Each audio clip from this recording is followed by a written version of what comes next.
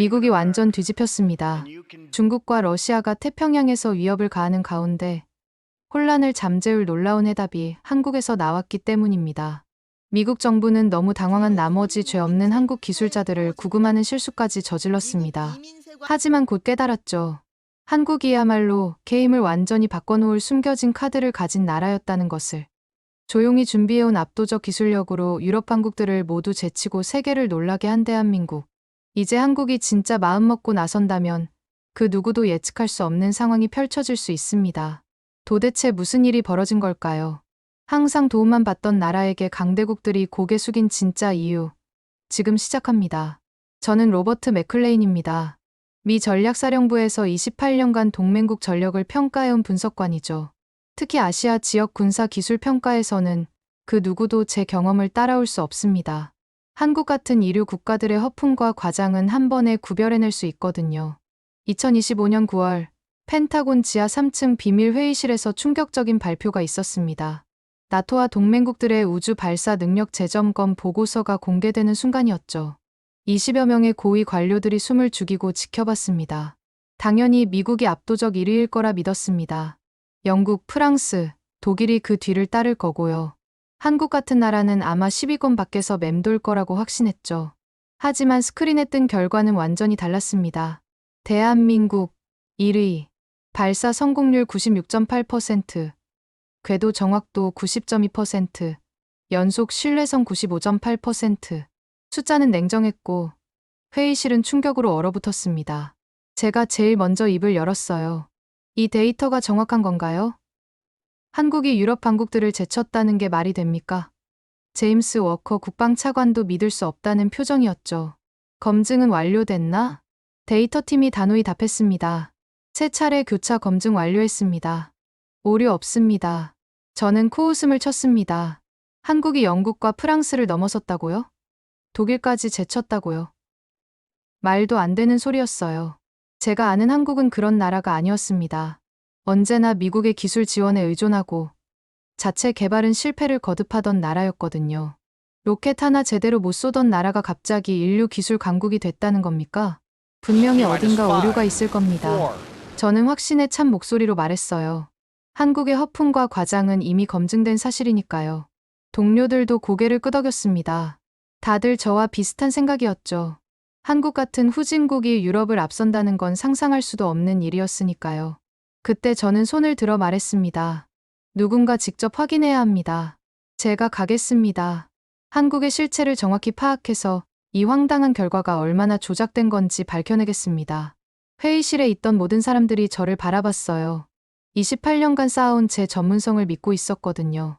한국 따위가 우리를 속일 수는 없다는 확신을 가지고 있었죠. 하지만 그때는 몰랐습니다. 한국에서 제가 보게 될 광경이 제 모든 믿음을 뒤흔들 줄은요. 나토와 동맹국들의 우주 발사 능력, 한국행 비행기를 예약하면서 저는 씁쓸한 웃음을 지었습니다. 이런 헛된 출장이 또 있을까요? 한국 같은 나라의 허풍을 확인하러 가는 일이니까요. 한국행을 준비하며 저는 오래된 기억 속으로 잠겼습니다. 1980년대 말, 전략사령부 신참 시절이었죠. 당시 한국은 기초과학 로켓조차 제대로 쏘아 올리지 못했습니다. 실패는 반복됐고 위성 하나 올리려면 러시아나 프랑스에 의존했어요. 2000년대 초반에도 사정은 크게 다르지 않았습니다. 나로 발사 실패, 실패, 또 실패. 저는 보고서에 늘 같은 결론을 적었죠. 한국의 독자적 우주개발 능력은 제한적임. 그때마다 저는 한국 관계자들의 변명을 들어야 했어요. 다음번에는 꼭 성공하겠다는 빈 약속들 말입니다. 하지만 결과는 항상 같았죠. 실패, 또 실패. 그럼에도 불구하고 그 시절 한국 연구원들의 눈빛만은 잊을 수 없습니다. 낡은 장비 앞에서 언젠가는 우리 힘으로 성공하겠다던 말. 밤샘 실험을 하며 손에 기름을 묻히던 그들의 모습. 열정만으로는 안 된다고 저는 단정했지만 그들의 끈기는 묘한 울림을 남겼어요. 그래도 노력은 인정해줘야지. 그때는 그렇게 생각했습니다. 하지만 결국 현실은 냉정했죠. 기술이라는 건 감정으로 되는 게 아니니까요. 그래서 이번 보고서는 더욱 믿기지 않았습니다. 25년 만에 어떻게 이런 기적 같은 발전이 가능하단 말입니까? 분명히 어딘가 속임수가 있을 거라고 확신했어요. 비행기 안에서 저는 결심했습니다. 이번 조사를 통해 진실을 밝혀내겠다. 한국의 과장과 허풍이 얼마나 심각한지 정확히 파악하겠어. 동료들에게 문자를 보냈습니다. 곧 한국의 실체를 확인하고 돌아오겠습니다. 이번엔 확실한 증거를 가지고 올 테니 기대하세요. 그러나 제 마음 한편은 이미 결론을 내린 상태였습니다. 한국이 유럽 강국들을 넘어설 리는 없다고요. 분명 허점이 있을 거라고 확신했어요. 한국 따위가 우리를 속일 수는 없어. 착륙 직전까지도 저는 그렇게 중얼거렸습니다. 하지만 그 확신은 곧 산산이 부서졌습니다. 한국 땅에서 제가 마주한 현실은 상상을 초월했으니까요. 인천공항에 도착하자마자 저는 빈정거렸습니다. 과연 이 후진국이 뭘 보여줄까? 한국항공우주연구원으로 향하는 차 안에서도 마찬가지였어요. 겉만 번지르르하게 포장해놨겠지. 연구 단지에 도착한 순간 당황했습니다. 산 전체를 뒤덮은 거대한 시설들. 끝없이 이어진 경납고와 시험동들. 건물만 크게 지어놓으면 뭘 하나. 저는 여전히 비아냥거렸습니다. 브리핑룸에 들어서자 한국 연구진들이 대기하고 있었어요. 저는 팔짱을 끼고 도전적으로 말했습니다. 자, 그럼 한국의 실력이라는 걸 한번 보여보시죠. 그런데 첫 브리핑에서 제 고정관념이 흔들리기 시작했습니다. 2022년부터 현재까지 총 47회 발사, 성공률 96.8%, 궤도 정확도 90.2%, 연속 신뢰성 95.8%. 숫자들이 스크린을 가득 채웠습니다. 저는 펜을 쥔 손을 멈췄습니다. 47회라고요? 그것도 성공률이 96.8%. 미국도 이 정도 연속 성공은 쉽지 않은데요. 뒤이어 놀라운 영상이 재생됐습니다. 밤하늘을 가르며 솟구치는 누리호. 연속 발사 성공 기록들과 정찰 군사 위성 35기 운용 현황까지. 35기라니. 그건 단순 발사가 아니라 운용 체계를 갖췄다는 뜻이잖아. 저는 당황한 목소리로 중얼거렸습니다. 이건 예상하지 못한 수준이었어요. 그때 연구소 책임자가 차분히 말했습니다. 발사는 시작일 뿐입니다. 꾸준한 운용이 억제력의 핵심이죠. 한국이 이미 독자적인 정보 수집 능력을 갖췄다는 뜻이었습니다. 더 이상 미국 위성에만 의존하지 않아도 되는 거죠. 하지만 연구소 책임자가 일어서며 말했습니다. 오늘은 여기까지만 보여드리겠습니다. 이건 예상하지 못한 수준이었어요. 저는 메모를 적으면서 생각했습니다. 오늘 본 것만으로도 예상을 뛰어넘었는데 더 중요한 게 있다고요? 묘한 불안감이 들기 시작했습니다. 다음 날 아침, 저는 더욱 거대한 시설로 안내받았습니다. 어제보다 훨씬 큰 경납고였어요. 오늘은 뭘 보여주려는 거지? 저는 여전히 의심스러워했습니다.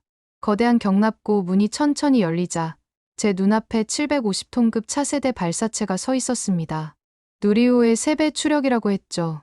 높이 30m를 넘는 거대한 실루엣이 천장에 닿을 듯 버티고 있었습니다.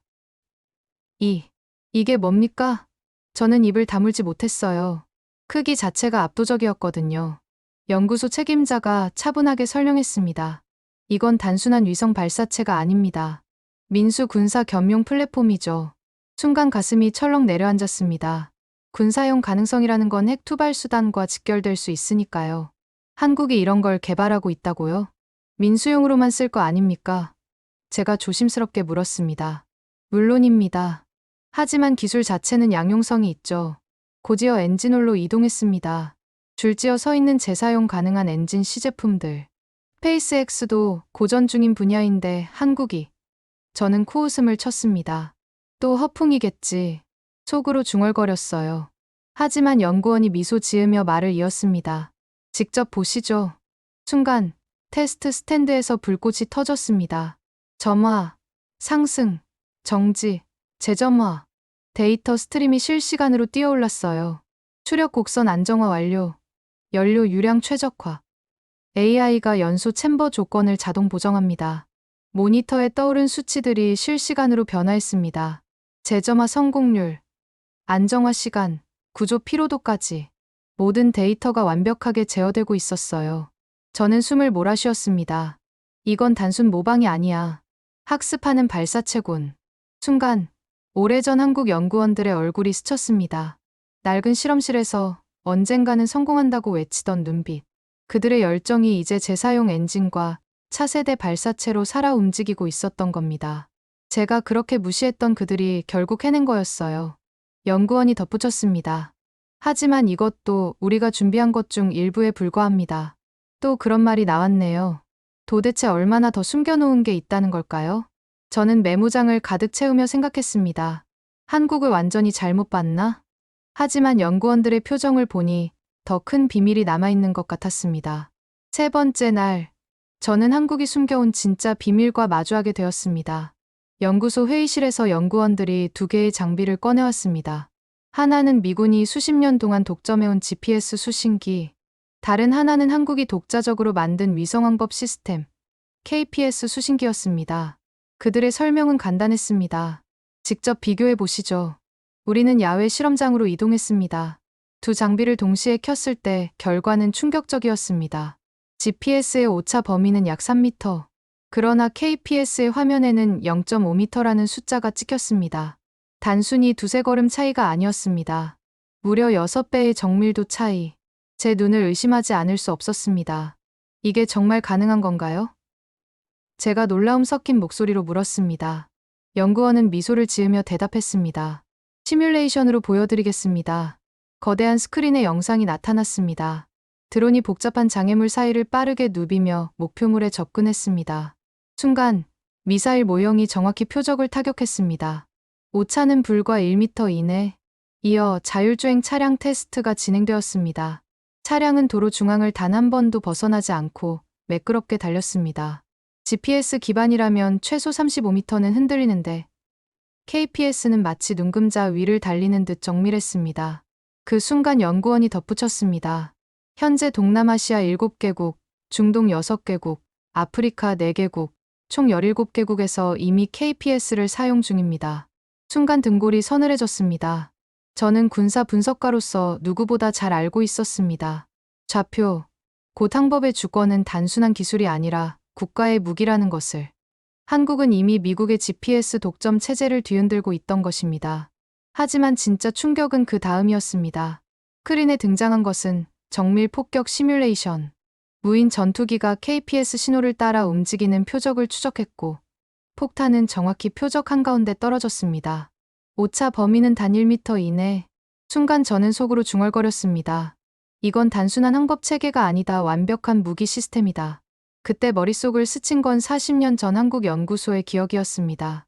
낡은 장비, 턱없이 부족한 예산.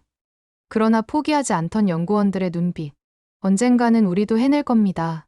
라던 그들의 목소리가 지금은 세계 GPS 독점 구조를 흔드는 대한민국 KPS로 현실화된 것이었습니다. 복선 예고. 그러나 저는 아직 알지 못했습니다. 이 모든 것이 단지 시작에 불과했다는 것을. 다음 날 마주하게 될 광경은 지금까지의 충격조차 초라하게 만들 수준이었습니다. 그러나 저는 아직 알지 못했습니다. 진짜 경악스러운 기술이 마지막 날을 기다리고 있다는 것을. 마지막 날 아침, 저는 한국 기술의 정점이라 불리는 실험장으로 안내되었습니다. 이름만 들어도 가슴이 뛰었습니다. 극초음속 엔진 실험장.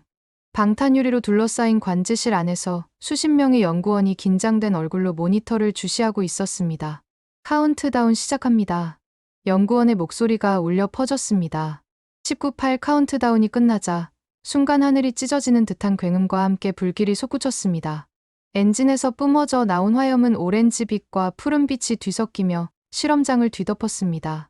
계기판이 빠르게 치솟았습니다. 마하 5.2, 6.6, 7.0 그리고 결국 눈앞의 숫자가 멈춘 곳은 마하 8.3. 저는 자리에서 벌떡 일어나 말했습니다. 말도 안 돼. 마하 8.3이라니. 연구원은 차분히 대답했습니다. 총 73회 테스트 중 성공률 89.2%입니다. 현재 세계 최고 기록이죠. 미국, 중국, 러시아조차 도달하지 못한 수치를 한국이 이미 달성하고 있었습니다. 그러나 진짜 충격은 그 뒤였습니다. AI 기반 기동성 테스트.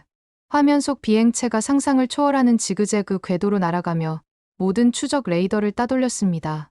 기존의 미사일 방어 체계라면 단 1%의 가능성도 없을 만큼 완벽한 회피 기동이었습니다. 제 온몸에 소름이 돋았습니다. 이 속도와 기동성이라면 현존하는 어떤 미사일 방어망도 무용지물이 되는 것입니다. 바로 이 순간 저는 깨달았습니다. 한국이 게임의 룰 자체를 바꿔버렸구나. 그리고 그 순간 제 머릿속을 스친 건 40년 전 기억이었습니다. 서울 외곽의 낡은 연구소. 실패를 거듭하며 좌절하던 연구원들. 그러나 그들은 늘 이렇게 말했습니다. 언젠가는 성공한다. 저는 그때 속으로 비웃었습니다. 열정만으로는 기술을 만들 수 없다. 하지만 지금 제 눈앞에서 그들의 열정은 마하 8.3의 극초음속 엔진으로 되살아났습니다. 저는 가슴이 뭉클해졌습니다. 과거에 제가 비웃었던 그 끈기가 지금은 세계 군사 균형을 바꿔놓는 결정적 힘이 되어 있었습니다. 브리핑룸의 조명이 서서히 밝아지자 벽면 전체를 뒤덮은 대형 스크린의 숫자와 궤적이 겹겹이 올라왔습니다. 국방부와 과기정통부 합동팀이 준비한 최종 종합평가. 첫 장에는 큼지막한 문장이 박혀 있었습니다. 발사항법 투발, 삼각 편제의 완성. 발표가 시작되자 해석을 하기 전부터 저는 등줄기에 서늘한 기류가 흐르는 것을 느꼈습니다. 사거리 12,000km급 투발체 12기 현재 전력화 수준은 1단계 완료. 2단계 확장 준비 중입니다. 지휘 콘솔 앞 연구원이 차분히 읽어 내려갔고 다음 장에선 궤도의 뉘앙스가 한눈에 들어왔습니다. 저궤도, 중궤도, 정지궤도까지 다층으로 배열된 군사정찰 위성 35기 실시간 운용. 각 위성의 센서 스펙, 관측 주기, 통신 링크 예비율, 장애, 복구 평균 시간까지 운용국이라면 반드시 가져야 할 지표가 깔끔하게 정렬돼 있었죠. 저는 무의식 중에 펜 끝을 입에 가져갔다 내려놓았습니다. 발사는 시작점일 뿐 저건 지속 운용의 문법이곤. 이어진 장면은 KPS 0.5m급 정밀도, 도심 다중 반사 환경에서도 안정. 현재 17개국 상용 운용, 항만광 산항로 재난 대응까지 확대. 화면 속 비교 그래프에서 GPS 35m vs KPS 0.5m의 간극이 칼로 그은 듯 분명했습니다.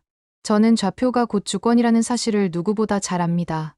좌표를 내 손으로 결정할 수 있는가? 그게 억제력의 시계바늘을 돌립니다. 이들이 이미 그 시계바늘을 쥐고 있다는 뜻이었죠. 마지막 장에 이르자 방 안의 공기가 달라졌습니다. 극초음속 엔진 마하 8.3, 누적 73회 테스트, 성공률 89.2%, AI 기동, 알고리즘 예측 불가, 궤적 확보, 화면 중앙에 시뮬레이터가 올라오고 가상의 요격선이 연달아 붕괴되는 장면이 재생됐습니다. 마치 장난처럼 간단히 비켜나가는 궤적. 저는 속으로 중얼거렸습니다. 요격 교리를 다시 써야 해. 기존 패러다임이 더는 유효하지 않아. 그때 국방 책임자가 앞으로 한 걸음 나와 또렷이 말했습니다. 우리는 핵탄두를 보유하지 않습니다. 그러나 발사 능력, 자체 항법, 극초음속 투발 수단으로 침략 의지를 꺾는 억제력을 확보했습니다. 그 한 문장은 가벼운 슬로건이 아니었습니다. 지난 수십 년 축적과 실패, 그리고 데이터로 증명된 실력을 바탕으로 한 선언이었죠. 제가 메모장 첫 줄에 적어 내려간 문구는 소박했습니다. 핵이 유일한 억제력이라는 사고를 버려라. 그 아래에 줄줄이 따라붙었습니다. 좌표 타격 속도, 셋이 모이면 결과는 같다. 전쟁을 결심하게 만드는 요소가 사라진다. 저는 조용히 고개를 숙였습니다. 내가 틀렸어. 과거 보고서의 문장들이 머릿속에서 하나둘 지워지는 느낌이었습니다. 수많은 제한적, 의존적이라는 표현들. 그 모든 낙인이 자립 운용 데이터 앞에서 무너졌습니다. 브리핑 말미, 한국 측은 덧붙였습니다. 연동 협력에 열려 있습니다. KPS, GPS 상호 보정, 우주안보 데이터 공유, 극초음속 안전 운용 규범의 국제 공조까지. 기술을 무기화하는 데 그치지 않고 규범을 선점하려는 태도, 거기서 저는 이 나라의 진짜 노림수를 보았습니다. 억제력은 하드웨어로만 완성되지 않습니다. 신뢰 가능한 운용과 규칙의 설계가 함께 있어야 진짜 힘이 되죠. 회의가 끝나고 모두가 자리에서 일어설 때 저는 마지막으로 스크린을 한 번 더 바라봤습니다. 파란 궤적, 전멸하는 관제 지점, 그리고 붉은 경계선의 무력화 시뮬레이션. 40년 전 기름때 묻은 손으로 실패를 감수하던 연구원들의 뒷모습이 겹쳐 보였습니다. 그때의 끈기와 오늘의 데이터가 하나의 선으로 이어졌다는 걸 저는 부인할 수 없었습니다. 그리고 그 순간 제 보고서는 완전히 다른 문체로 바뀌었습니다. 한국 더 이상 보호 대상 아님 대등한 전략 파트너로 재분류. 워싱턴으로 돌아오는 비행기 안, 창밖의 성층권이 희미하게 빛났습니다.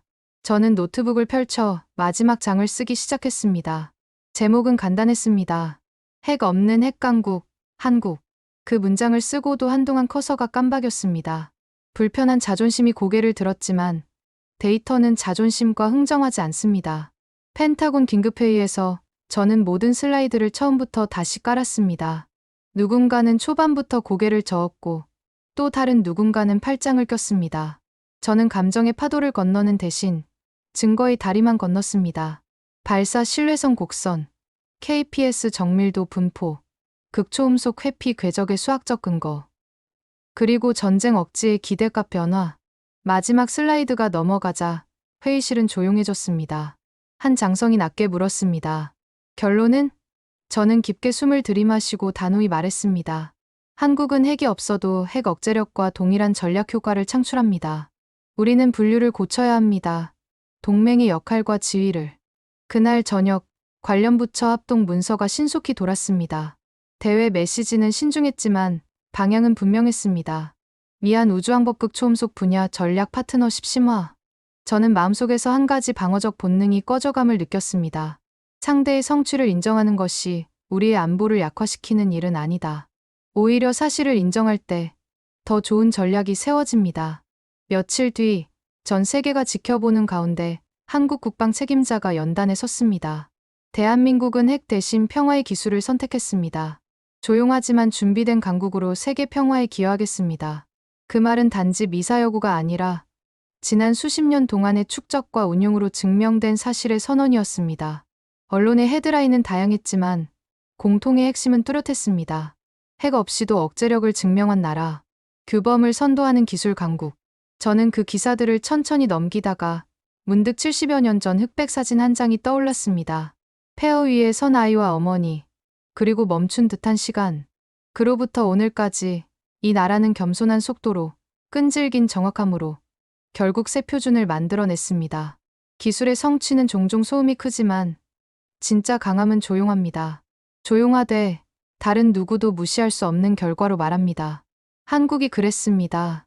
저는 마지막 문장을 쓰며 스스로에게도 약속했습니다.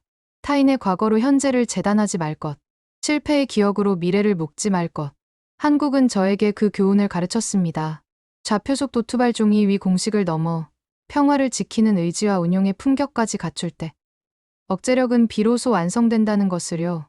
카메라를 향해 저는 담담히 말합니다. 여러분은 어떻게 보셨습니까?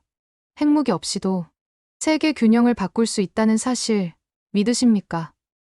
그리고 덧붙입니다. 이 이야기가 가치 있다고 느끼셨다면 더 많은 분들과 나눠주세요. 우리의 토론이 깊어질수록 평화의 기술은 더 단단해질 테니까요. 화면이 천천히 페이드아웃 될 때 제 귀에는 여전히 실험장의 굉음이 잔향처럼 맴돌았습니다. 그러나 마음속에는 조용한 울림 하나가 오래 남았습니다. 조용하지만 준비된 강국, 대한민국. 우리는 오늘 새 표준을 보았습니다. 이 이야기는 단순한 기술 발전담이 아닙니다. 70년 전 폐허에서 시작해 세계 최강국과 어깨를 나란히 하는 진정한 힘을 길러낸 나라의 이야기였습니다. 겉으로 드러내지 않는 겸손함 속에서 누구도 따라올 수 없는 압도적 기술력을 준비한 대한민국. 핵무기라는 위험한 길 대신 평화의 억제력을 선택한 조용한 강국의 진면목을 보셨습니다. 발사 성공률 96.8%, 마하 8.3 극초음속 엔진, GPS보다 6배 정밀한 KPS 시스템. 이 모든 것이 하나로 합쳐져 완성한 것은 핵 없는 핵 억제력이었습니다.